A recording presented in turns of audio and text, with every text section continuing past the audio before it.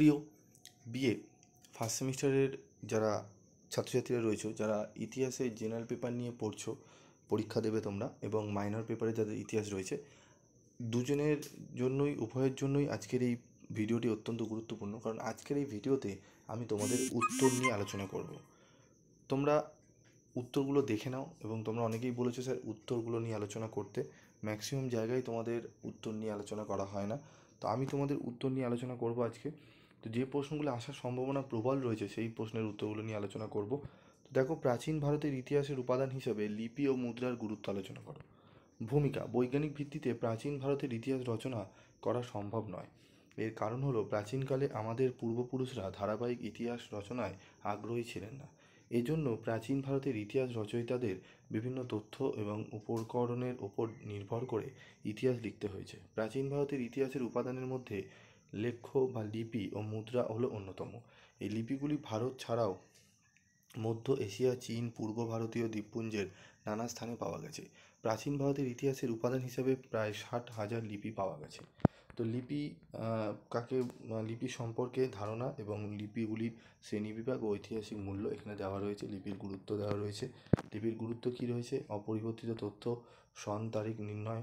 লেখ্যগুলিতে উৎকর্ষ, সন তারিখ সঠিকভাবে ইতিহাস রচনায় সাহায্য করেছে। ঠিক আছে, এখানে দেখো শাসন নীতি, প্রশস্তিগুলির গুরুত্ব। মুদ্রা হলো প্রাচীন ভারতের ইতিহাসের এক ঐতিহাসিক দলিল। এই মুদ্রার ওপর লিখিত বিভিন্ন তথ্য থেকে প্রাচীন ভারতের ইতিহাসের রাজরাজাদের সম্পর্কে বহু তথ্য জানা যায়। মুদ্রার মান, ধাতু এবং চিত্র থেকে তৎকালীন রাজাদের পরিচয় জানা যায়। শক, কুষাণ, সাতবাহন শাসকদের ইতিহাস রচনায় তাদের আমলের আবিষ্কৃত মুদ্রা বিশেষভাবে সাহায্য করে। সমুদ্রগুপ্তের বীণা বাদনরত মুদ্রা থেকে সঙ্গীতের প্রতি তার অনুরাগের পরিচয় জানা যায়। কনিষ্কের সাম্রাজ্য ভারতের অভ্যন্তরে কতদূর বিস্তৃত ছিল তাহা তার মুদ্রা থেকে জানা যায়। মুদ্রার গুরুত্ব, তথ্য যাচাই, রাজার রাজ্যসীমা, রাজার পরিচয়, বংশ পরিচয় ও রাজত্বকাল, সমকালীন অর্থনৈতিক ব্যবস্থা, রাজাদের ব্যক্তিগত রুচিবোধ। তো এইগুলো দেখে নাও। এবং তারপরে দেখো প্রশ্ন রয়েছে, প্রাচীন ভারতের ইতিহাস রচনায় দেশজ সাহিত্যিক উপাদানের গুরুত্ব আলোচনা করো। এই প্রশ্নের উত্তরটিও তোমরা পেয়ে যাবে।